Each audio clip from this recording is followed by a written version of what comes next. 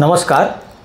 नमस्कार सर. नमस्कार. माझ्या चॅनल जो महाराज नावाचा चॅनल मी सुरू केला आहे, तर त्या चॅनलचा उद्देश असा आहे की महाराष्ट्र आणि राजस्थान या दोन राज्य जी आहेत त्याच्यामध्ये सांस्कृतिक, त्याच्यानंतर पारंपरिक आणि जे काही त्याचं वैभव आहे, ज्या चांगल्या गोष्टी आहेत त्या कळाव्यात लोकांना, आणि त्या निमित्तानं अनेकांनी प्रेरणा घेऊन त्या गोष्टी जाऊन प्रत्यक्ष बघाव्यात, किंवा जे वाचन आहे, समजा एखादा लेखक आहे तर त्यांनी त्याची पुस्तकं जाऊन वाचावीत आणि मुळामध्ये त्यांना ती संस्कृती कळावी, यासाठी आपण प्रयत्न करत आहोत. सर, आज आपल्या भेटीला जे सर आहेत त्यांचं नाव के. घाणेकर.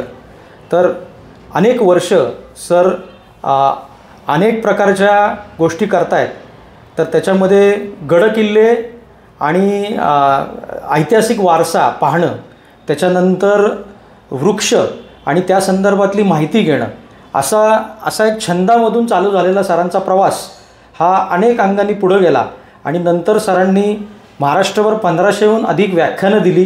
त्यानंतर 100हून अधिक पुस्तकं त्यांनी लिहिलेली आहेत आणि त्यांना आजपर्यंत 40पेक्षा जास्त, जवळजवळ 50 मला वाटतं सर तुम्हाला म्हणजे वेगवेगळ्या प्रकारचे सन्मान हे मिळालेले आहेत. सर, आपलं खूप खूप स्वागत. तर मला असं वाटतं की या सगळ्याची सुरुवात आपली कशी झाली ते आपण सांगावं. मी मुळामध्ये वनस्पतीशास्त्राचा विद्यार्थी. महाविद्यालयामध्ये मी वनस्पतीशास्त्र घेऊन शिकलो. त्यानंतर विद्यापीठात पुरावानसशास्त्र म्हणजे लक्षावधी कोट्यवधी वर्षांपूर्वीच्या वनस्पतींचे जीवाश्म, फॉसिल्स, हा माझा खास अभ्यासाचा विषय. आणि नंतर मी ज्या महाविद्यालयात शिकलो त्याच महाविद्यालयात मी 1971 ते 2008 असं मी वनस्पतीशास्त्र शिकवलं.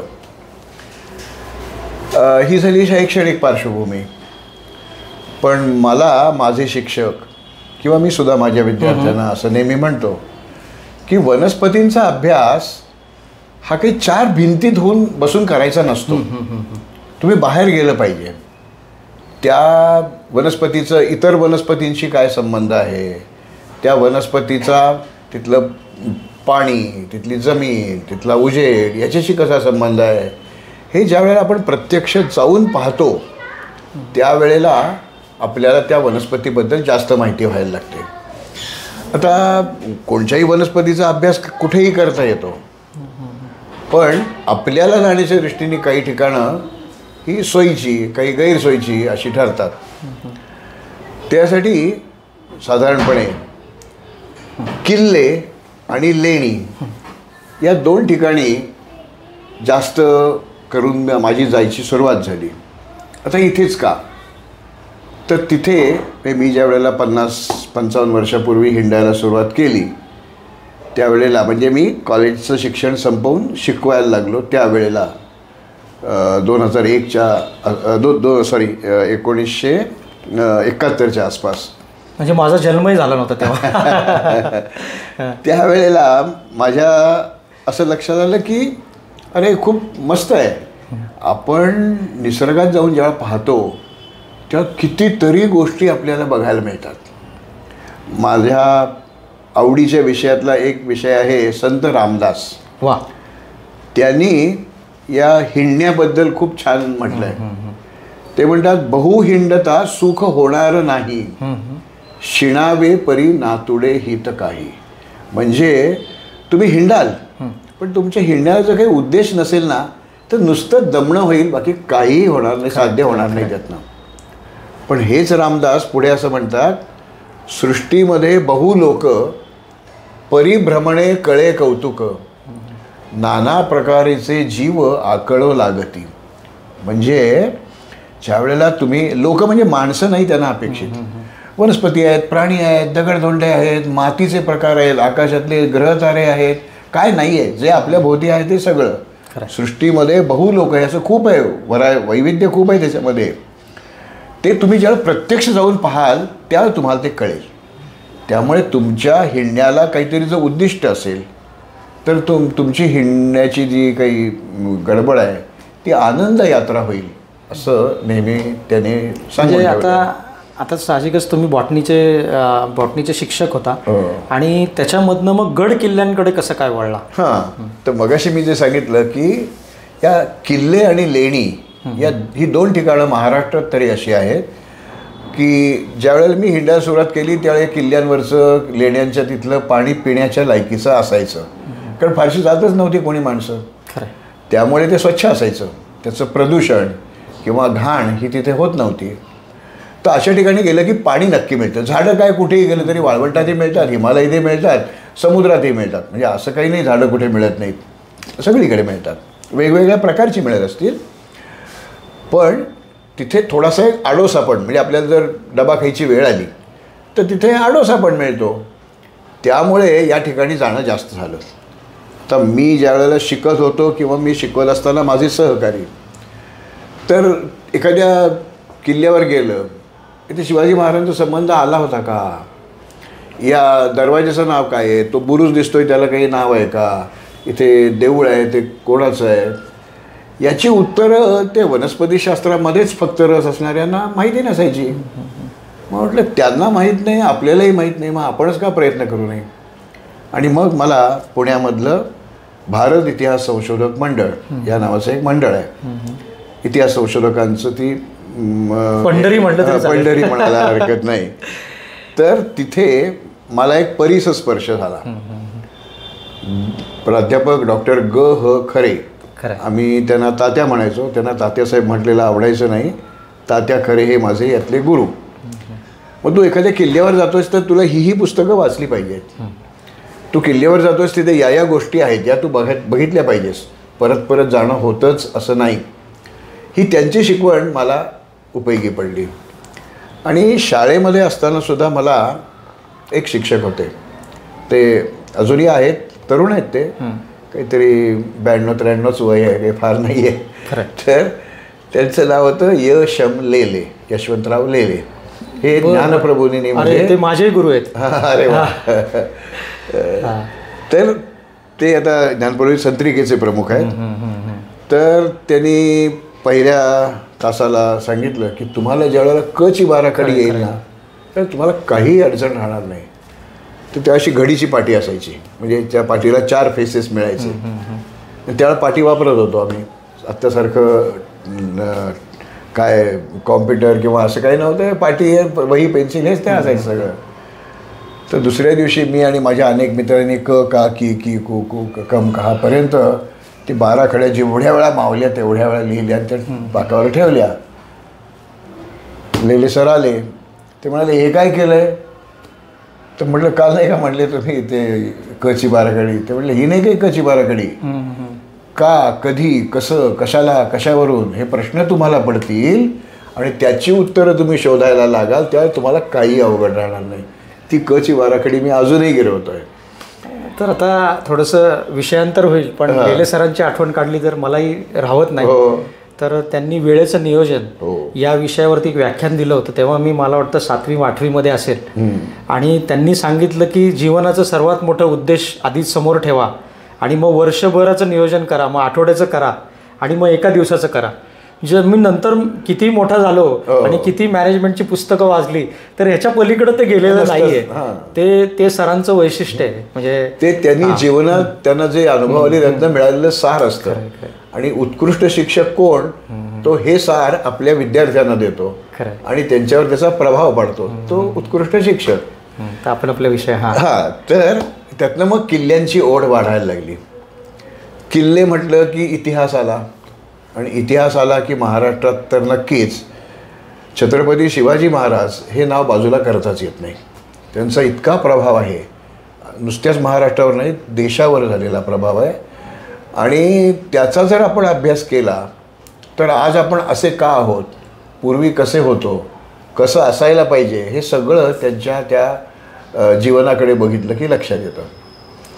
आता जरी शिवाजी महाराजांच्या संदर्भात किल्ले असले तरी सगळे किल्ले काही त्यांनी बांधलेले नाहीत. म्हणजे त्यांचं एक 1675-76चं केव्हाचं तरी वाक्य आहे, हजरतीस 360 किल्ले आहेत. म्हणजे माझ्या ते म्हणतात माझ्या ताब्यात 350पेक्षा जास्त किल्ले आहेत. हे सगळे किल्ले नाही त्यांनी बांधलेले. त्यांनी बांधलेत 15, 20, 25 फार फार तर ते बांधताना त्यांनी ज्या शास्त्रीय युक्त्या वापरल्या आहेत त्या अफलातून आहेत. म्हणजे असं बाकीच्या किल्ल्यांमध्ये दिसत नाही. त्यांनी विचारपूर्वक काहीतरी केलं आहे. कारण त्यांच्याकडे वेळ कमी होता, त्यांच्याकडे पैसा कमी होता, त्यांच्याकडे त्या क्षेत्रातली तज्ज्ञता पण कमी होती. म्हणजे वैयक्तिक त्यांच्याबद्दल नाही म्हणत आहे मी, त्यांच्या आसपास जी माणसं होती त्या दुर्ग बांधणीकार म्हणून नावाजलेला असा कोणी माणूस नव्हता. त्यांनी माणसं घडवली. मग त्याच्यामध्ये मोरोपंत पिंगळे आहेत, अर्जोजी आणि गिरजोजी यादव आहेत, हिरोजी इंदलकर आहेत, असे किंवा इंदुलकर काही त्याचं ते शिलालेखात ते अक्षर जरा गडबडीचं आहे म्हणून ते इंदुलकर, अशी माणसं त्यांनी घडवली आणि मग हे किल्ले बांधून घेतले. तर मी ज्या वेळेला किल्ल्यांवर जातो त्यावेळेला माझ्याबरोबर आणखीन बरीच माणसं असतात, देश परदेश पाहिलेली माणसं असतात. आपल्या देशातल्या उत्तर भागातले, उत्तर हिंदुस्थानातले अनेक किल्ले त्यांनी पाहिलेले असतात. काही काही तर किल्ल्यांमध्ये 3 स्टार 5 स्टार 7 स्टार हॉटेल झालेली आहेत आणि महाराष्ट्रातल्या किल्ल्यावर चटणी भाकरी पण मिळेल अशी परिस्थिती नाही. तर असा फरक का, हा प्रश्न मला छळायला लागला. एक दिवस मला त्याचं उत्तर सापडलं. महाराष्ट्रातले किल्ले हे जगातल्या सगळ्या किल्ल्यांपेक्षा वेगळे आहेत, अनेक दृष्टीने वेगळे आहेत. त्यातलं जर आपण युरोपचा विचार केला तर ते कॅसल्स अँड मनोर्स अशा दर्जाचे ते किल्ले असतात. म्हणजे कोणतरी एक जहागीरदार असतो, कोणतरी एक राजा असतो, सरदार असतो, तो एक टोलेजंग हवेली बांधतो. आता नुसती हवेली बांधून चालणार नाही ना, त्याच्यावर आक्रमण होण्याची शक्यता असते. मग त्याच्या संरक्षणासाठी काहीतरी तटबंदी केलेली असते. मराठीमध्ये आपण अशा प्रकाराला गढी असं म्हणतो, पण महाराष्ट्रातल्या गड्या आणि युरोप मधल्या गड्या याच्यात फरक आहे. त्या जास्त चांगल्या आहेत आणि त्यांनी त्या व्यवस्थित ठेवलेल्या पण आहेत. महाराष्ट्रातल्या किल्ल्यांमध्ये एक वैविध्यता अशी आहे की जे जगामध्ये कुठेही नाही आहे, जे मला एवढे 300 किल्ले पाहिल्यानंतर कळायला लागलेलं आहे की मध्ययुग ज्याला आपण म्हणतो, मेडिवल टाइम्स, त्याच्यामध्ये साधारणपणे महाराष्ट्रापुरता विचार केला तर 12व्या शतकापासून 17व्या शतकापर्यंत हा महाराष्ट्राचं मध्ययुगाचा काळ आहे. तर त्याच्यात त्यावेळेला जगामध्ये सगळ्या देशात किल्ले बांधले जात होते. म्हणजे अगदी नव्याने शोधलं गेलेलं अमेरिकासुद्धा, युरोप, आफ्रिका, ऑस्ट्रेलिया, आशिया, सगळीकडे किल्ले बांधले जात होते. ते स्थानिक राजसत्ता बांधत होत्या. महाराष्ट्रामध्ये या राजसत्तांनी तर बांधले आहेत. म्हणजे सातवाहन आहेत, राष्ट्रकूट आहेत, चालुक्य आहेत, कदंब आहेत, वाकाटक आहेत, त्रिकुटक आहेत, काय किती नावं घेऊ ना, यादव आहेत, शिलाहार आहेत, खूप आहेत. या सगळ्यांनी किल्ले बांधलेच. पण महाराष्ट्राचं वेगळेपण असं की महाराष्ट्रामध्ये बाहेरच्या देशातनं लोकांनी येऊन किल्ले बांधले. म्हणजे युरोपियन आहेत. युरोपियनांचं उदाहरण घ्यायचं झालं तर मुंबईतला ज्याला आपण फोर्ट असं म्हणतो, तो आता फारच त्याचा थोडासाच भाग शिल्लक राहिलेला आहे, तर तो ब्रिटिशांनी बांधलेला किल्ला आहे. ज्याला आज आपण पालघर तालुका, पालघर जिल्हा आणि ठाणे जिल्हा हा उत्तरेचा भाग आणि दक्षिण कोकण आणि गोवा याच्यामध्ये पोर्तुगीजांनी खूप किल्ले बांधलेले आहेत. मला सगळ्यांची नावं माहिती आहेत, पण जंजिरा आपण घेऊ शकतो, तर तो पण पोर्तुगीजांनी नाही बांधला. तर ब्रिटिशांनी पोर्तुगीजांनी बांधलेले किल्ले आहेत. मध्य आशियातल्या आलेल्या लोकांनी किल्ले बांधलेले आहेत. मध्य आशियातले लोक आले कसे इकडे, तर उत्तरेमध्ये असलेले मोगल आणि दक्षिणेमध्ये पहिल्यांदा असलेली बहमनी आणि त्यानंतर आदिलशाही, कुतुबशाही, निजामशाही, ज्या काय वेगवेगळ्या त्याचे शक्ल झाली त्या राजांनी. बरोबर. आपल्या पदरी मध्य आशियातनं आलेले बुद्धिमान आणि पराक्रमी अशी माणसं नोकरीला ठेवली. आणि त्यावेळेला एखाद्या रोख पगार देत नसत, हा मुलूक तुमचा, ती जहागिरी तुमची, त्या जहागिरीच्या संरक्षणासाठी तो माणूस तिथे काहीतरी बांधायचा. मग कधी तो मोठा किल्ला असेल, कधी गडी असेल. तर त्या लोकांनी पण इथे किल्ले बांधले. उदाहरणार्थ दौंडजवळ पेडगाव म्हणून एक गाव आहे. त्या पेडगावजवळ भीमेच्या काठावर एक किल्ला बांधला आहे. भुईकोट किल्ला आहे, नदीच्या काठावर आहे पण भुईकोट आहे. तर तो भुईकोट बाकीच्या महाराष्ट्रातल्या सगळ्या भुईकोटांपेक्षा वेगळा आहे. कारण तो मध्य आशियातल्या पद्धतीने तो बांधलेला किल्ला आहे. किंवा आफ्रिकेतल्या लोकांनी येऊन किल्ले बांधलेले आहेत तिथे. आफ्रिकेतनं हे जे सिद्धी लोक आहेत, ज्यांना आज आपण ज्याला इथिओपिया, इरिट्रिया, सोमालिया, जिबुती हे जे देश आहेत, म्हणजे हॉर्न ऑफ आफ्रिका असं त्याला म्हटलं जातं, आफ्रिकेचा पूर्व किनारा. तर तिथल्या आलेल्या काही लोकांनी इथल्या मुस्लिम सत्तांकडे, तेही मुस्लिम होते त्यामुळे त्यांना मुस्लिमांकडे पटकन नोकऱ्या मिळाल्या. त्यांनी त्यांचं बाहू आणि बळावर आपलं श्रेष्ठत्व सिद्ध केलं. त्यांना जो मुलूक जहागीर म्हणून मिळाला तिथे त्यांनी किल्ले बांधले. तर जंजिरा मुरुड ज्याला म्हटलं जातं त्यातला हा जो जंजिरा आहे, जंजिरा याचा अर्थ पाण्यातला किल्ला, पाणकोट, जलदुर्ग. आणि त्याचं खरं नाव जजिरे मेहरूब असं आहे.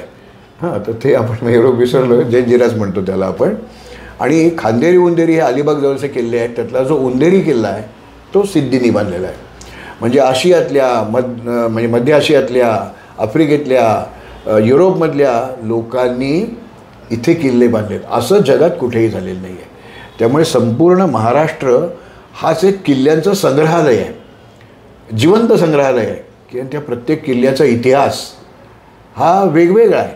म्हणजे आता सिद्धीनी बांधलेल्या किल्ल्याचा इतिहास बाकीच्या सत्तांशी संबंधित असणार नाही ना. पोर्तुगीजांनी बांधलेले किल्ले हे पोर्तुगीज राजवटीचीच आपल्याला जास्त माहिती देणार आहेत, पण ती माहिती असणं पण आवश्यक असतं.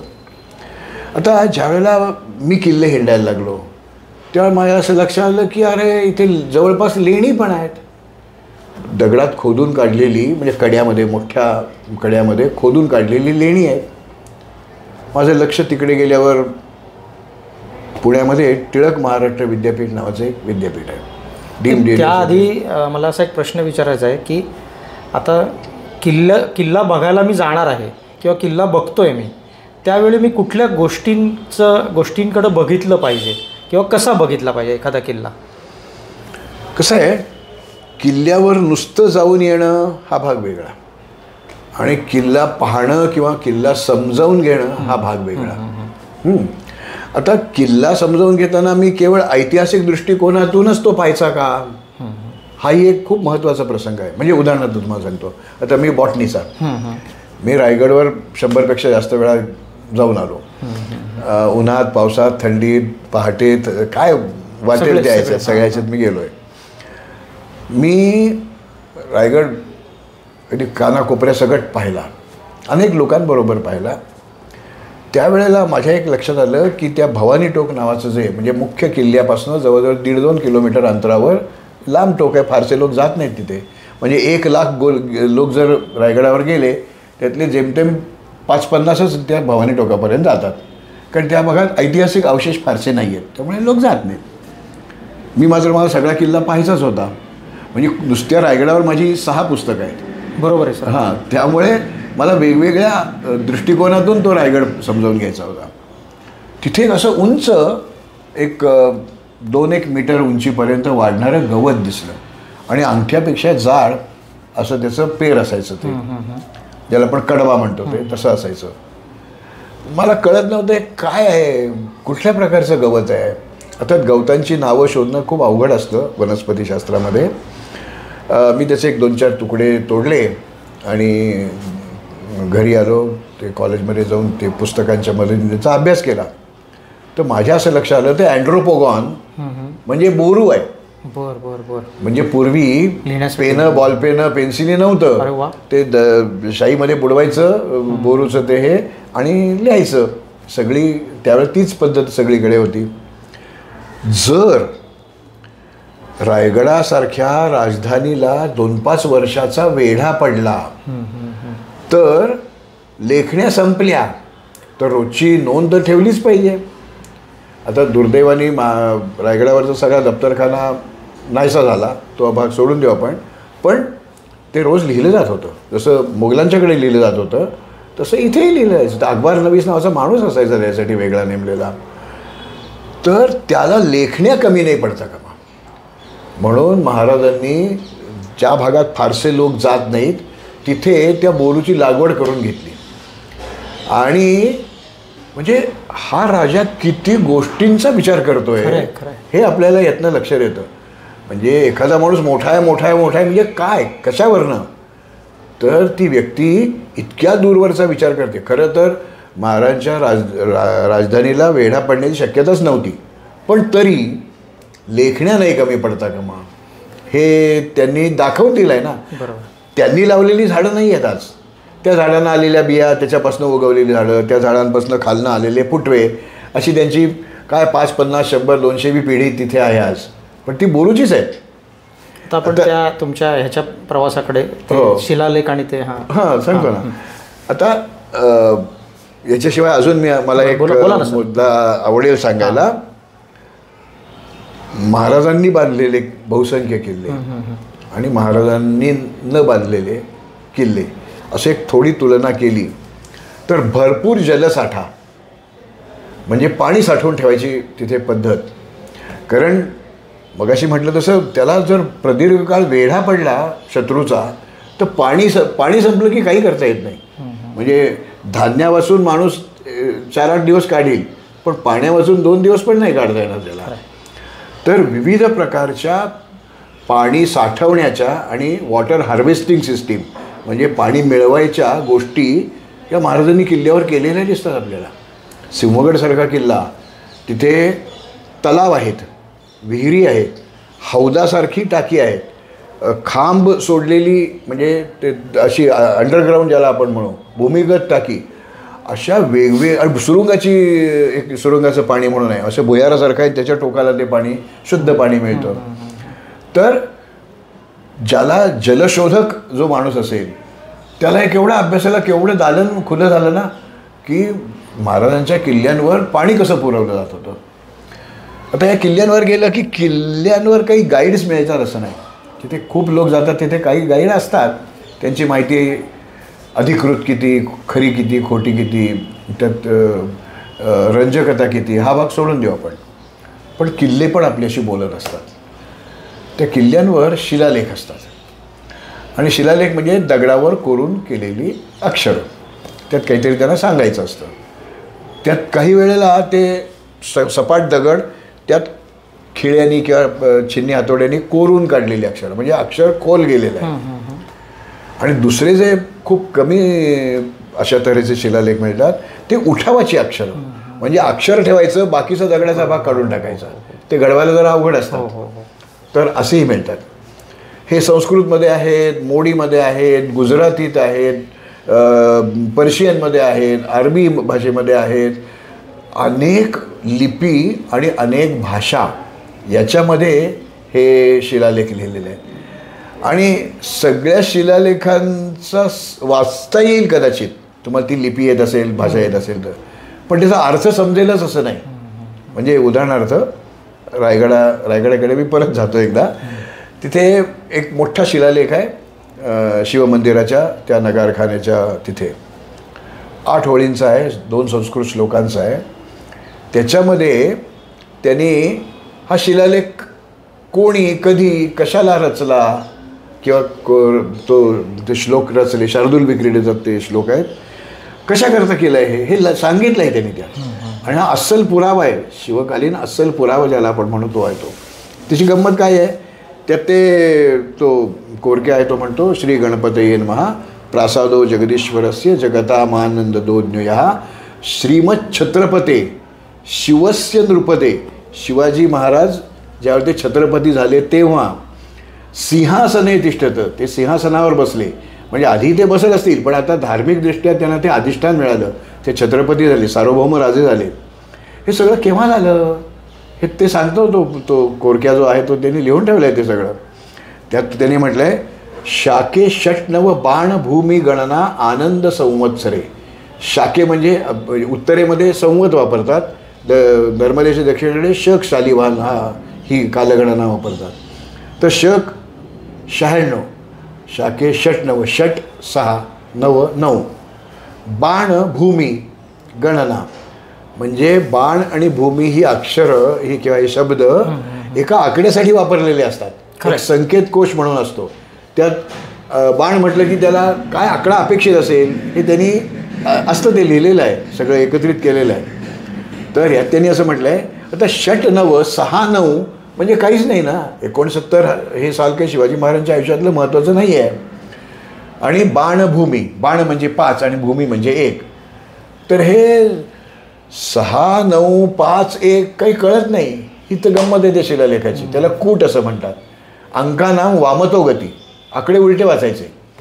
मग आता 1, 9, 1, 6, 5, 9 म्हणजे 1596, शके 1596. ही जर गंमत तुम्हाला कळली नाही तर तुम्हाला शिलालेख वाचता आला, समजावून नाही घेता आला. त्या तिथीबद्दल पण त्यांनी असंच म्हटलं, शुक्लेश सार्पे तिथो. शुक्ल म्हणजे शुद्ध पक्ष, ईश म्हणजे 3 आणि सर्प म्हणजे 1. 3, 1 अशी तिथी नसते. 1, 3 म्हणजे अंकानाम वा मतोगती 1, 3 त्रयोदशी. शिवाजी महाराज राजाभिषेक त्यांचा जो झाला, ते ज्या दिवशी ते सिंहासनारूढ झाले, छत्रपती झाले, ते ज्येष्ठ शुद्ध त्रयोदशी शके 1596 हे त्यांनी त्यात लिहिलं आहे ना. बरोबर. किंवा त्यात त्यांनी दुसऱ्या श्लोकामध्ये ते हिरोजी इंदुलकरांनी मी काय काय बांधलं रायगडावर असं ते सांगतायत. वापी कूप तडाग राजी रुचिरम रम्यम वनम वीतिके स्तंभै ही कुंभी ग्रहेर नरेंद्र सदनैर. म्हणजे मी हिराजीनी काय काय इथे बांधलं. वापी म्हणजे विहिरी, कूप म्हणजे आड, तडाग म्हणजे तलाव. हे सगळे कसे राजी रुचिरम रम्य म्हणजे रुचकर पाण्याचे, हे सगळे मी इथे निर्माण केलेले आहेत असं हिराजी लिहितोय. त्यानंतर मग रम्य अशी वनं, उपवनं म्हणजे बागा म्हणायचं आहे त्याला, किंवा ज्याला आपण उद्यान असं म्हणू, म्हणजे मोठ्या प्रमाणावर केलेलं. कुंभीगृह म्हणजे गजशाळा, त्यानंतर रस्ते, नरेंद्र सदने म्हणजे राजाचा राजवाडा, हे असं सगळं मी रायगडावर त्यावेळेला बांधलं असं तो म्हणतोय माणूस. म्हणजे आपण किल्ल्यावर गेलं तर तो किल्ला बोलायला लागला ना माझ्याशी. आणि हे जर मला समजलं नाही तर मी रायगडला गेलो काय नाही काय न जाणंच चांगलं. उगाच तरी गर्दी कशाला करायला सांगितली कोणी. तर तुमचा प्रवास तिथे थांबला नाही, तुम्ही पुढे तुम्ही मोडी लिपी तिथे तो प्रवास तुम्ही सांगितला पाहिजे सगळ्यांसाठी. हां, तर ते पुण्यामध्ये एक टिळक महाराष्ट्र विद्यापीठ म्हणून आहे. त्यांच्याकडे इंडॉलॉजी म्हणजे भारतविद्या नावाचा एक अभ्यासक्रम आहे. 2 वर्षाचा होता त्यावेळेला तो. आताही तो मला वाटतं 2च वर्षाचा आहे. त्याच्यामध्ये आपला जो सम्राट अशोक, भारताच्या इतिहासातला खूप मोठा राज्यकर्ता आहे तो, तर त्यांनी त्याच्या शिलालेखांसाठी जी लिपी वापरली ब्राह्मी, ती ब्राह्मी लिपी आता खरोष्टी आणि बाकीच्या लिपी नाही शिकवल्या गेल्या, म्हणजे त्या अभ्यासक्रमात त्या नव्हत्या. पण ब्राह्मी लिपी धर्म, तत्त्वज्ञान, नाणी, देवळं, लेणी, मूर्ती असं इतक्या वेगवेगळ्या विषयांवरचं तिथे शिकवलं गेलं.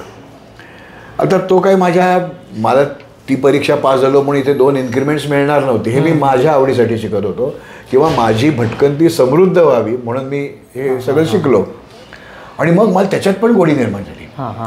म्हणजे मी ज्या वेळेला एखाद्या किल्ल्यावर जातो तेव्हा तिथे एखादं देऊळ असतं, त्या देवळात एखादं देवाची मूर्ती असते.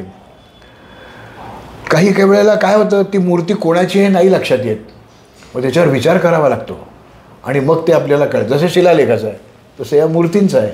त्या देवळांच्या बांधण्याच्या म्हणजे रचनेची पद्धत, स्टाईल ऑफ टेम्पल आर्किटेक्चर, ही समजावून घेणं खूप महत्त्वाचं असतं. आता हे सगळं आपण आवडीने केलं तर त्याचा त्रास नाही होत, कारण माझा मुळातला विषय वनस्पतीशास्त्र. हे मला म्हणजे ते सगळं शिकताना, पाहताना, हिंडताना आनंद होतो. तर तुकाराम बुवांनी म्हटलेलं आहे, घेतला आनंद वाटीला आनंद यापरता आनंद आणखी कोणता. तर हा आनंद मी घेतोय आणि तो वाटतोय. अरे तुम्ही पण चला, हे देऊळ बघूया आपण, हा किल्ला बघूया, या इथे काहीतरी एखाद्या योद्ध्याचं स्मारक आहे, तिथे काय एखादा वीरगळ आहे, तिथे एखादा सतीशेळा आहे, तिथे एखादा गद्देगाळ आहे. हे समजावून घ्यायला पाहिजे. आणि त्यातली जी गंमत आहे ना, ती जर मी माझ्याबरोबरच्या लोकांना सांगितली तर मग लोक म्हणतात, सर पुढच्या वेळी आम्ही तुमच्याच बरोबर येणार आहोत बरं का. म्हणजे ही वेगळी माहिती प्रत्यक्षात मिळतेच असं नाही. किंवा केव्हा तरी कुठेतरी ऐकलेली वाचलेली असेल तर त्यावेळी ती आठवेल असं नाही. पण तुम्ही आता तुमचा परिचय तुम्ही मला दिलेला तर तो एवढा मोठा परिचय आहे की त्याच्यामध्ये सरांनी जवळजवळ 100 पुस्तकं लिहिलेली आहेत.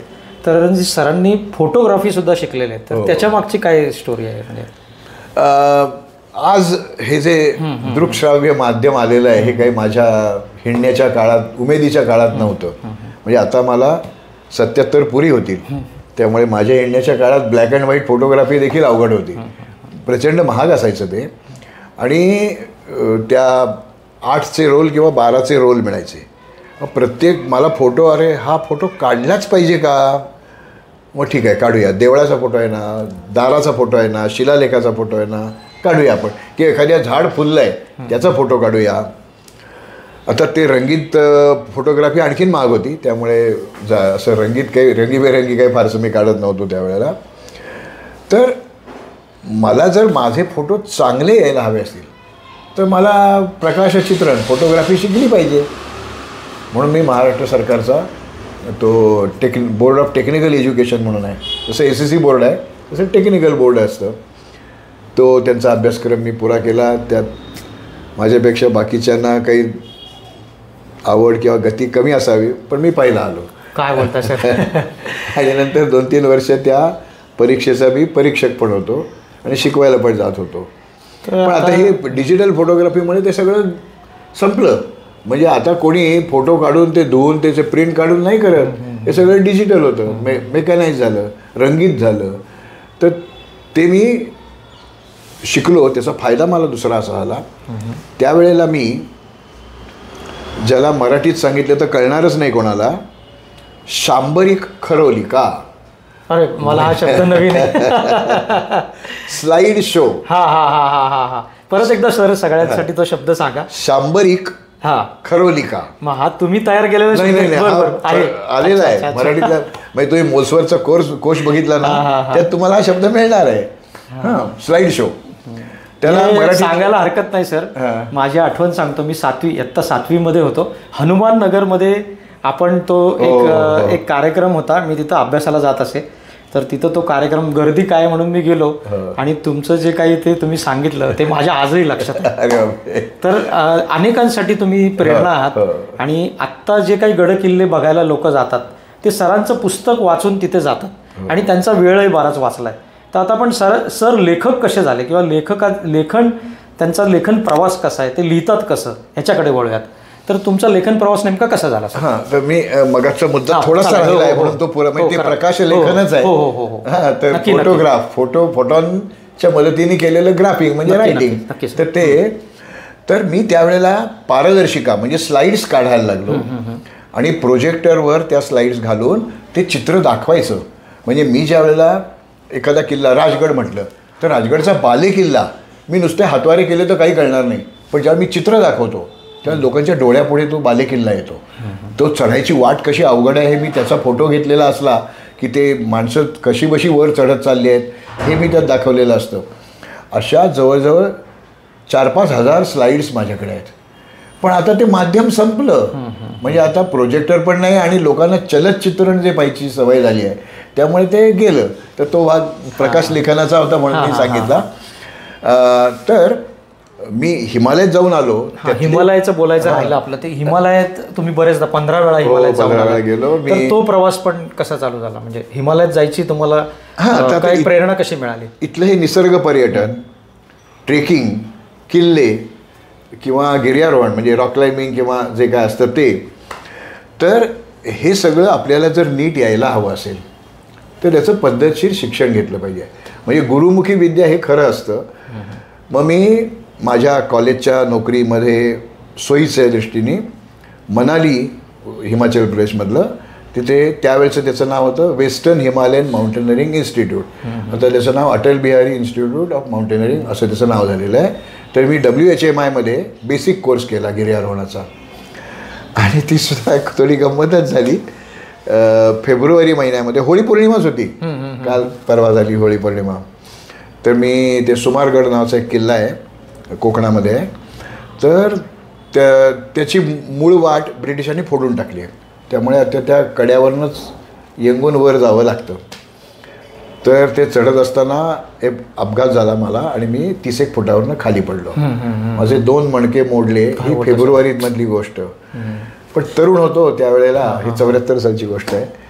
तर मी 1 मेला मनालीला गिर्यारोहणाच्या प्रशिक्षणासाठी गेलो होतो आणि तिथे मी A ग्रेड मिळवली. म्हणजे सामान्य कामगिरी नाही झाली, ओके झाली. आणि हे हा अपघात झालेला असताना. तर इथल्या ट्रेकर्समध्ये आत्ताच्या सध्याच्या भाषेमध्ये आपलं एक स्टेटस ठेवायचं असतं. तर अरे हा हिमालय रिटर्न्ड आहे, हा बेसिक कोर्स केलेला माणूस आहे. ही एक एक पायरी असते. तर माझ्याबरोबरच्या हिंडणाऱ्यांच्या मुळे मी हिमालयात जाऊन तो बेसिक कोर्स केला. ही गोष्ट 74 सालची. नंतर मग अनेक वेळेला हिमालय लाहुल स्पिटीला गेलो, लडाखमध्ये गेलो, नेपाळमध्ये गेलो. अनेक हिमालयात आपल्याकडे उत्तर दिशी देवतात्मा हिमालयो नाम नगाधिराजा आहेच तो आपला, सखाच आहे आपला तो. आणि आपल्या अंगणात प्रसादच आहे तो. आपण नाही जायचं मग कोणी जायचं ना, आपण जायला पाहिजे. आपले पूर्वज प्राचीन काळापासून या यात्रा करतायत. मग ती चारधाम यात्रा असेल, अमरनाथ यात्रा असेल, कैलास मानसची यात्रा असेल, हिमालयातच आहे. तिथे म्हणजे गुडघापर्यंत पाय बुडेल इतकं स्नो तिथे असतं, म्हणजे हिम असतं. त्यातनं ही मंडळी चालत जात होती. तर ते गिर्यारोहण म्हणत नव्हते. पण आज आपण गिर्यारोहक म्हणून जर तिथे जायचं असेल त्याचं पद्धतशीर प्रशिक्षण घ्यायला पाहिजे. म्हणून मी ते घेतलं होतं. त्यामुळे मलाही जाता आलं. मी 78 साली पहिल्या एव्हरेस्ट विजयाचा 25वा वर्ष म्हणून मी एव्हरेस्टच्या परिसरात गेलो. तिथे 18,500 फुटापर्यंत मी गेलो. तर हे सगळं हिमालयात जात असताना सुद्धा मला इथल्यापेक्षा वेगळ्या वनस्पती, वेगळे प्राणी, वेगळ्या प्रकारचे दगड, अशा गोष्टी मला दिसत होत्या.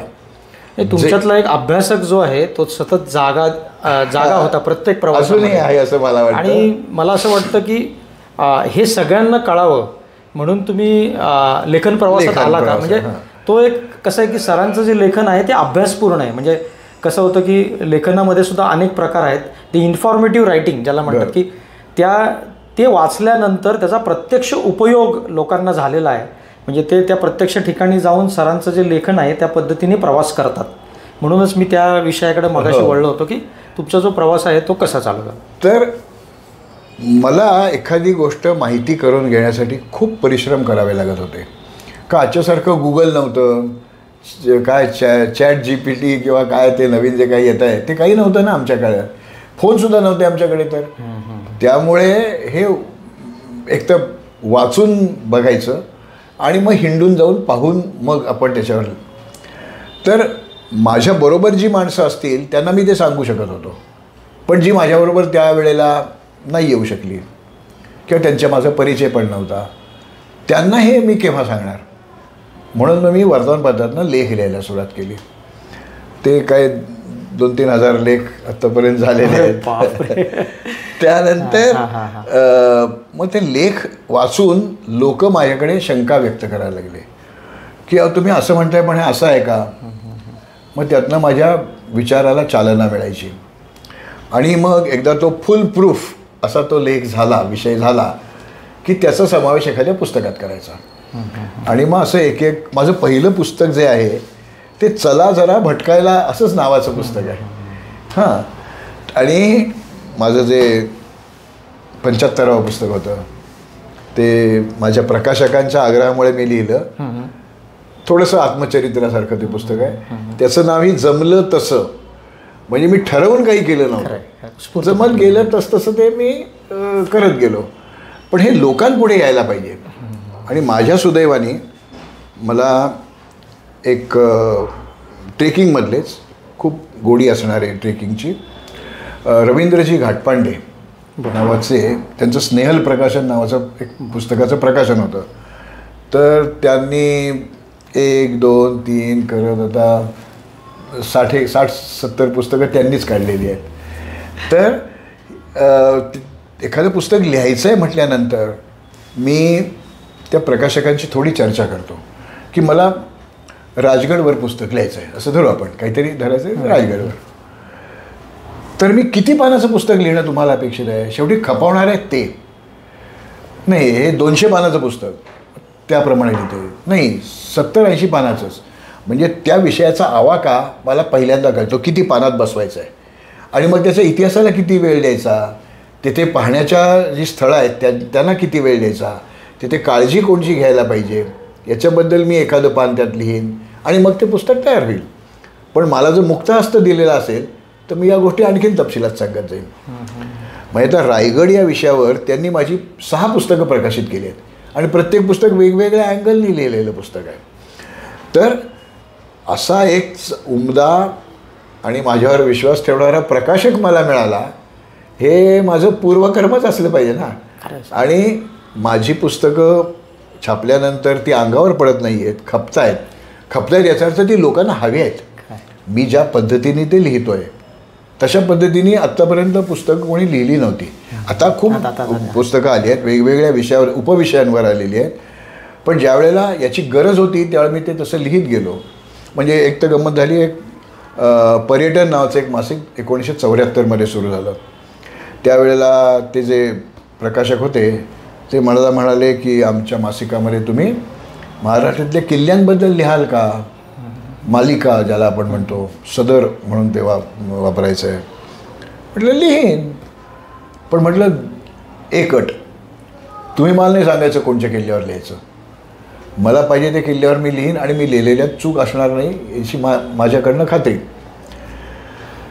एक 50 लेख झाले त्याच्यामध्ये, 81 लेख झाले माझे त्याच्यात आणि एकंदर मासिकात वेगवेगळे विषय धरून जवळजवळ 106 का काहीतरी लेख झाले होते. नंतर ते पुढे मासिक बंद पडले त्यामुळे ते नाही पुढे कंटिन्यू नाही झालं. तर त्याच्यात 50 लेख झाल्यावर त्या प्रकाशकांचे वडील त्या ऑफिसमध्ये येऊन बसायचे, निवृत्त होते. ठीक आहे, मुलाला थोडी मदत म्हणून ते यायचे तिथे. ते म्हणाले सर तुम्हाला एक प्रश्न विचारू का. म्हटलं विचारा की. शिक्षकाला कोणी प्रश्न विचारला की जास्त आवडतं. तर ते म्हणाले अहो तुम्ही हे काय चंदेरी, सोनोरी, खांदेरी, उंदेरी अशा किल्ल्यांबद्दल लिहिताय, हे खरंच किल्ले आहेत ना. अहो म्हटलं मी दरवेळेला तुम्हाला त्याचे फोटो देतोय. ते म्हटले आम्हाला काय कुठलाही फोटो कुठेही. म्हटलं नाही, हे सगळे किल्ले आहेत आणि जे किल्ले या किल्ल्यांवर कोणी लिहिलेले नाही, जे किल्ले फारसे प्रकाशात आले नाहीत त्याच्यावरच मला लिहायचं आहे. सिंहगड, राजगड, तोरणा, राजगड, प्रतापगड याच्यावर कोणी लिहित आहे, पण या किल्ल्यांवर कोण लिहिणार. मी पाहिलेत ते किल्ले, एकदा नाही, दोनदा नाही, 4-4 वेळा जाऊन पाहिलेले किल्ले आहेत. मग त्याच्यावर काय आहे आणि तिथेही आपला इतिहास दडलेला आहे. म्हणजे इथे दिवे घाटामध्ये सोनोरी नावाचा किल्ला आहे, मल्हारगड. त्या मल्हारगड हा महाराष्ट्रात बांधला गेलेला सर्वात शेवटचा गिरिदुर्ग आहे. 1750 साली तो बांधला गेला आणि शेवटचा भुईकोट बांधला गेला तो मालेगावचा किल्ला जो आहे तो 1760 साली बांधला गेलेला किल्ला आहे. तर हा जो मल्हारगड बांधला आहे हा भिवराव पानशांनी बांधला आहे. म्हणजे मराठ्यांच्या तोफखान्याचे जे प्रमुख होते त्यांनी बांधलेला आहे. मग तो इतिहास आहेच की. मग तिथे खाली त्यांची समाधी पण आहे, त्या सोनरी गावामध्ये त्यांची समाधी पण आहे. म्हणजे मी नुसतं किल्ल्यावर जाणार नाही आहे. तिथे देवळं आहेत खूप, म्हणजे ज्याला मध्ययुगीन मंदिर स्थापत्य म्हणतो, मध्ययुगीन मूर्ती आहेत त्या आपल्याला तिथे बघायला मिळतात. ही अशी योद्ध्यांची, वीरांची स्मारकं आपल्याला बघायला मिळतात. त्याच्यापासून प्रेरणा घ्यायची का नाही हे ज्याच्या त्याच्या मनावर अवलंबून आहे. पण मी ज्यावेळेस जातो त्यावेळेस तिथली झाडं पाहतो, तिथले पक्षी पाहतो, तिथले किडे मकोडे, फुलपाखरं, दगड, धोंडे. कारण माझा जो स्पेशलायझेशन होतं ते फॉसिल्स म्हणजे दगड, जीवाश्म, वनस्पतींचे, प्राचीन वनस्पतींचे झालेलं दगडामध्ये रूपांतर. तर दगडधोंडे, आकाशातले ग्रहतारे हे सगळं मला आवडतं. समजा मी एखाद्या ठिकाणी गेलो आणि त्या ठिकाणी मला नाही पक्षी दिसले, काही बिघडत नाही, आकाशातले तारे दिसतात.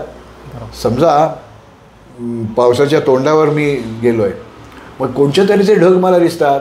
सिरस दिसतोय का, निंबस दिसतोय का, क्युम्युलस दिसतोय का, स्ट्रॅटो निंबस दिसतोय. हे मी ज्या माझ्या विद्यार्थ्यांना, माझ्या बरोबरच्या सहकार्यांना सांगतो त्यावेळेला अरे असं पण काहीतरी असतं बरं का. मग याच्यासाठी सर हिंडायला यायला काहीच हरकत नाही.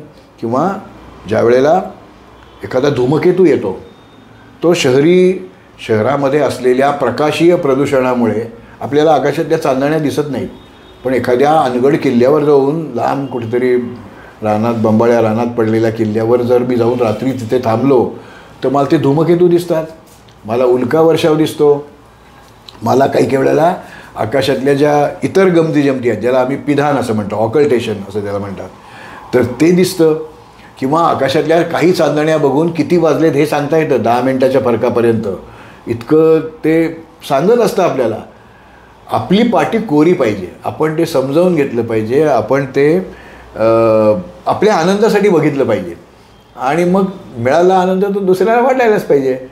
म्हणून हे सगळं जे म्हणजे काही लोकांच्या दृष्टीने एक ना धड भाराभर चिंध्या असतील, कारण मी एकच वनस्पतीशास्त्र किंवा पॅलिओबॉटनी घेऊन मी त्याचं परमोच्च पद नाही मिळवलेलं, किंवा मला 4 झाडं ओळखता येतात, त्या कुठलंही झाड आणा माझ्यापुढे मी नक्की सांगतो असं नाही झालेलं माझं. पण अनेक गोष्टी मला बघता यायला लागल्या. म्हणजे सृष्टीमध्ये बहु लोक, कसं आहे की सरांचं मोठेपण आहे. सरांची पुस्तकं वाचल्यानंतर कळतं की त्यांच्या पुस्तकात चूक सापडत नाही लवकर. तर सर आता कसं आहे की तरुण मुलंसुद्धा बरीचशी इतिहासाकडं आकृष्ट झाली आहेत असं आपण म्हणूयात, की शिवाजी महाराजांच्या जयंती किंवा पुण्यतिथी असेल किंवा ऐतिहासिक वारसा जेव्हा आपण बघतो किंवा सणांमध्ये गर्दी बघतो युवकांची, तर त्यांनी थोडंसं आणखीन खोलावरती जावं किंवा त्यांनी नुसतं मिरवणुकीपुरतं किंवा आपण म्हणूयात की एखादी जयंती साजरी करण्यापुरतं न पाहता त्यांचा पुढचा प्रवास चालू व्हावा. म्हणून तुम्ही युवकांना काय सांगाल? कसं आहे, कोणीतरी मला घरातनं हकलतंय म्हणून मी किल्ल्यावर जातो असं असता कामा नाही. मला वाटतंय म्हणून मी जातोय आणि मी कशासाठी जातोय हे माझं मला माहिती पाहिजे. एखादा माणूस त्या किल्ल्याचे अवघड कडे चढेल, ती गंमत वेगळी आहे.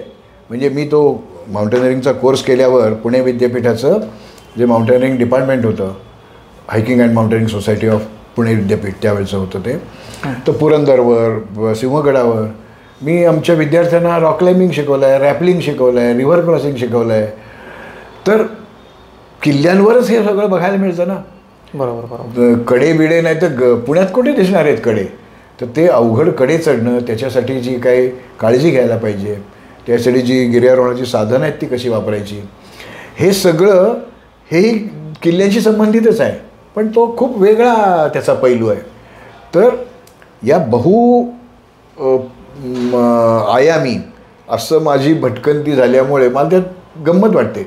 मी जेव्हा किल्ल्यांवर जातो तेव्हा सगळेच काही डोंगरी किल्ले नसतात, समुद्रातले पण किल्ले असतात. मग समुद्रात गेल्यावर मला समुद्रातली शेवाळी मिळतात बघायला, वेगवेगळी म्हणजे हजारो तऱ्हेचे वेगवेगळे शेवाळ्यांचे प्रकार.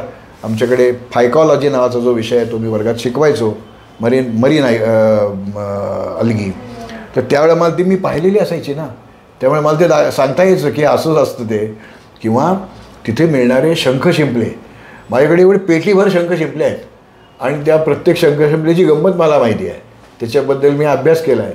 मी ज्यावेळेला मी असं हे ट्रेकिंग केलं, किल्ले पाहिले, तसं मी माझं बॉटनी असल्यामुळे महाराष्ट्रातल्या किंवा पुण्यातल्या अनेक निसर्गप्रेमी संस्थांबरोबर त्यांच्या निसर्ग संस्कार शिबिरामध्ये म्हणजे वाईल्ड लाईफ कॅम्प्स त्याच्यामध्ये मी सहभागी झालो. त्या लोकांना असं वाटतं मला झाडांबद्दल कळतं म्हणून मी तिथे मला बोलवतात, मी झाडांबद्दल जे माहिती असेल ते सांगतो. कसं आहे की आपण युवकांच्या विषयाकडे आलेलो होतो की आत्ताचा जो युवक आहे, कारण कसं आहे की मीडिया किंवा आपण म्हणूयात इंस्टाग्राम असेल किंवा यूट्यूब असेल, फेसबुक असेल, या माध्यमातून माहिती आपल्यापर्यंत येऊन धडकते की गडकोट किल्ले म्हणजे नाशिकमधले अनेक किल्ले आहेत किंवा वेगवेगळे अवघड किल्ले आहेत, सोपे किल्ले आहेत, अशी माहिती पुरवणारे युवक यूट्यूबवरच आपल्याला खूप दिसतात. बरोबर. तर माझं म्हणणं त्याच्या पलीकडे जाऊन मला असं विचारायचं आहे तुम्हाला की एक इतिहासाची जी काही अभ्यासाची शैली आहे किंवा इतिहास अवगत करण्यासाठी युवकांनी अजून एक पुढचं पाऊल काय केलं पाहिजे किंवा पुढचं पाऊल काय टाकलं पाहिजे? कसं आहे, इतिहास हा फार हल्ली नाजूक विषय झालेला आहे. एखाद्याने एखादं विधान केलं तर त्याला बरेच फाटेही फुटतात. तर आपण ज्या वेळेला जाहीररित्या एखादं विधान करणार आहोत त्याचा लोकांवर वाईट परिणाम होत नाही आहे ना, आपण चुकीचं काही सांगत नाही आहोत ना, याची काळजी नक्कीच घ्यायला पाहिजे. म्हणजे मी उद्या जर म्हटलं की एखाद्या किल्ल्याचं नाव अमुक नाही अमुक आहे, तर मला त्याचे संदर्भ देता आले पाहिजेत. किंवा आता महाराष्ट्रात बऱ्याच किल्ल्यांची नावं बदलली गेली त्या काळच्या राज्यकर्त्यांच्या गरजेमुळे. कोंढाणा होता, त्याचं महाराजांनी नाव सिंहगड केलं. औरंगजेब आला, त्यांनी त्याचं नाव बक्षिंदा बक्ष केलं. हे पुनवडी गाव होतं, ते महाराजांच्या काळामध्ये पुणं होतं. औरंगजेब आल्यानंतर त्याचं मुहियाबाद झालं. तर हे असं का दिलं गेलं नाव हे पण मला माहिती असायला पाहिजे ना. ती माहिती मी चुकीची नाही देता का मग? म्हणजे त्या ऐतिहासिक व्यक्तिमत्वावर पण शिंतोडे नाही उडले पाहिजे आणि माझ्या वर जो लोकांचा विश्वास असेल तो त्या विश्वासार्थेला पण मी तडा जाणार नाही. त्याच वेळा मी हे लोकांना सांगेन असं ते करायला पाहिजे. आणि इतिहास म्हटल्यानंतर तुम्ही कशामध्ये तुम्हाला खास रुची असणार आहे, शिलालेखात असेल, नाण्यांमध्ये असेल, मूर्तींमध्ये असेल, आपल्या योद्ध्यांची स्मारकं असतील, किल्ल्याची बांधणी कोणत्या पद्धतीची, असे अनेक दालनं आहेत. यातलं तुम्ही एका विशेष दालनाचा विशेष अभ्यास करायचा आणि इतरांना जे माहीत नाही ते लोकांना सांगायचं. म्हणजे अनेक किल्ल्यांवर अनेक योद्धे मारले गेले, त्यांचं बलिदान झालं, त्यांनी देशासाठी प्राण दिले, त्यांची स्मारकं असतात. काही वेळा ती चांगली देवळासारखी बांधलेली असतात, छत्री ज्याला आपण म्हणतो. काही वेळेला ते नुसतंच एखादा दगड असतो, एखादा त्यांची प्रतिमा तिथे असते, काही वेळा नुसतेच विरगळ असतात, थडी असतात. तर इतिहासाचा हाही एक भाग आहेच ना. म्हणजे विरगळ जे किंवा एखाद्या ठिकाणी सतीशिळा असते, मग कोण सती होती, का तिला सती जावं लागलं, तिचे यजमान काय करत होते, कोणत्या युद्धात ते पडले, वाघाशी झुंजताना गेले का एखाद्या खिलाराचं रक्षण करताना आक्रमकांशी लढताना गेले का त्यांनी हत्तीवर बसून लढाई केली होती, ही माहिती ते विरगळ सांगत असतो आपल्याला. ही आपण समजावून घेणं आणि ती बरोबर माहिती लोकांपर्यंत पोहोचवणं. म्हणजे एक गंमत तुम्हाला सांगतो की आपण नेहमी म्हणतो की शिवाजी महाराजांनी आरमाराची स्थापना केली आणि भारतीय आरमाराचे जनक असं आपण त्यांना संबोधतो. हे जितकं खरं आहे त्याच्यापेक्षा मागच्या काही काळामध्ये, म्हणजे साधारणपणे मी त्याला 12वं शतक म्हणेन, यादवांचा काळ आहे तो. इथे शिलाहार राजे होते कोकणामध्ये, ठाणे आणि पालघर त्या मुंबई या परिसरात शिलाहार राजेंचं राज्य होतं. आता शिलाहार 3 आहेत, मी हे उत्तर कोकणाचे शिलाहारबद्दल बोलतो आहे. त्याच्यामध्ये एक सोमेश्वर नावाचा राजा होता, अत्यंत विद्वान होता आणि शूर होता. त्याची आणि देवगिरीच्या महादेव हा जो त्यांचा राजा होता, त्या महादेवराव यादवाची त्यांची लढाई झाली. तिथे या बोरिवलीच्या जवळ एकसर नावाचं गाव आहे. तिथे एक विरगळ आहे, जवळजवळ 5 फूट उंचीचा आहे. एक दुसरा आहे तो 7 फूट उंचीचा आहे. त्याच्या तळाच्या कप्प्यात अनेक 3-4 कप्पे असू शकतात त्यात. त्या कप्प्यातनं ती कथा सांगितल्यासारखं ते असतं, कॉमिक्स जसं आपण बघतो तसं. तळामध्ये नाविक युद्धाचं चित्रण आहे. म्हणजे महादेवांचं नौदल आणि म्हणजे महादेव म्हणजे देवगिरीचा यादव आणि सोमेश्वर शिलाहार राजा यांच्या नौदलाच्या लढाईचं प्रतिबिंब तिथे त्यांनी दाखवलं आहे. कशी लढाई होती, यांची जहाजं केवढी मोठी होती, त्यांची किती छोटी होती, त्यांचे वेशभूषा कशी होती, त्यांचे दागिने काय होते, सगळं कोरलं आहे त्याच्यावर. मग आम्हाला तो दगड आहे काहीतरी कोरला आहे, नाही तो आपल्या इतिहासाचा खूप महत्त्वाचा भाग आहे. तर मी त्यात का स्पेशलायझेशन करू नये?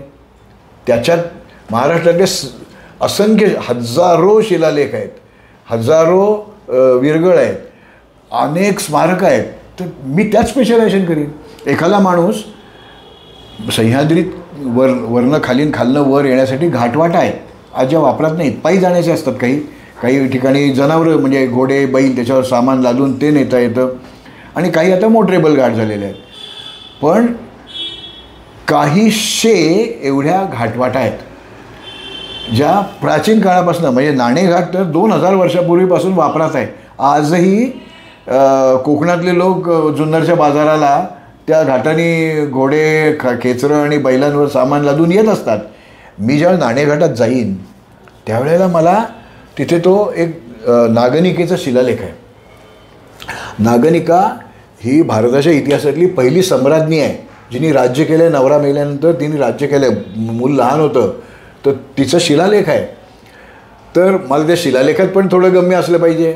हा व्यापार आज चालतो आहे, मग काय नेतात हे?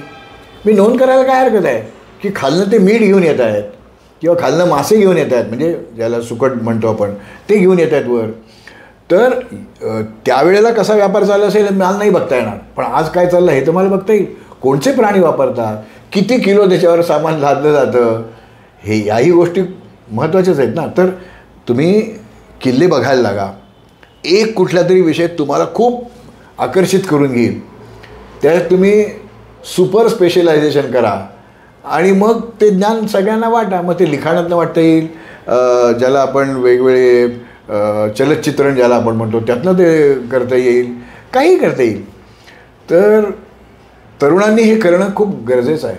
आज महाराष्ट्रातल्या किल्ल्यांवर असंख्य शिलालेख आहेत, पण त्याची एकत्रित माहिती नाही ना मिळत मला.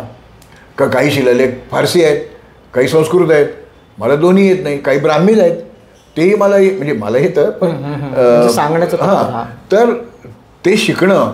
आणि मी शिलालेखांचाच फक्त अभ्यास करतोय किल्ल्यांवरच्या, सुपर स्पेशलायझेशन होईल ना ते. तर आता आपण म्हणजे कसं आहे की ही चर्चा न संपणारी आणि दुसरी गोष्ट समोरची व्यक्ती जी आहे त्यांच्याकडे एवढं ज्ञान आहे की ते कितीही काय झालं तर वेळेचं बंधन येतं त्याच्यामध्ये. आणि पुढे सुद्धा काही आत्ता जसं सरांनी राजगड हा विषय जेव्हा जेव्हा उदाहरण द्यायचं तेव्हा राजगडाचं तुम्ही उदाहरण दिलं. आणि एक इतिहासप्रेमी माणसांनी या सगळ्या गोष्टीकडे कसं बघितलं पाहिजे आणि सरांचा जो काही प्रवास आहे तो त्यांनी आपल्यासमोर मांडला. तर सर महाराज चॅनलला तुम्ही जी आज मुलाखत दिली त्याबद्दल खूप खूप धन्यवाद. आणि पुढेही अशी काही ऐतिहासिक माहिती जर काही आपल्याला करता आली किंवा एखाद्या गडाविषयी माहिती पूर्णपणे कसा अभ्यास करता येईल याविषयी अजून एक आपला भाग जर करता आला तर जरूर आपण करूयात असं मी तुम्हाला विनंती करतो. मला या तुमच्या चॅनेलचं नावच खूप आवडलं, महाराज. महाराष्ट्रातला महा आहे आणि राजस्थानमधला राज आहे, त्यामुळे माझ्या माहितीच्या कणांचा जर भारतातल्या आणखीन काही लोकांना त्याचा परिचय होणार असेल तर मला नक्कीच आवडेल. आता राजस्थानमध्ये माझं मराठी कळेल असं नाही, पण बऱ्याच राजस्थानी लोकांना मराठी येतं, त्यामुळे ते कदाचित उपयोगी पडेल असं वाटतं. पण हे जे काळामध्ये हा जे सेतुबंधन आहे ते मला जास्त आवडलं. म्हणजे पुढच्या काळामध्ये जसं मराठ्यांचा इतिहास हा जोधपूरच्या इतिहास जसं इथे संशोधक मंडळ आहे तसं तिथे आहे, त्याच्यानंतर बिकानेरमध्ये आहे, सगळी कागदपत्र तिथं आहे. तर पुढच्या काळात मी असा प्रयत्न नक्की करीन की तिथल्या जे इतिहासतज्ञ आहेत त्यांना मराठ्यांचा इतिहास विचारेन आणि असा प्रयत्न दोन राज्यांची चांगली देवाणघेवाण कशी होईल बरोबर हा प्रयत्न माझा पुढच्या काळात राहील. खूप खूप धन्यवाद. कागदपत्र संग्रह इतका अफाट आहे, म्हणजे पुरंदरचा मूळ तहाचा जो कागद आहे तो तिथे आहे, 30-32 फूट लांबीची ती गुंडाळी केलेली आहे, तो जपून ठेवलेला आहे. म्हणजे किंवा शिवाजी महाराजांची कुंडली ही बिकानेरच्या कागदपत्रातनं मिळाली. त्यांचा जन्म नक्की कधी आला हे आम्हाला त्यामुळे ठरवता आलं. त्यामुळे हे जे ऋणानुबंध आहेत हे वाढवायचे असतील, सगळं मिळून जो भारत देश आहे तर तो समृद्ध व्हावा हा उद्देश त्यामागचा आहे. सर खूप खूप धन्यवाद. आपण वेळात वेळ काढून जी माहिती दिली त्याबद्दल मी खूप खूप धन्यवाद. मी पण धन्यवाद म्हणतो, कारण मला तुमच्या पुढे बोलून धन्य झालो मी, यात वाद नाही, म्हणून धन्यवाद.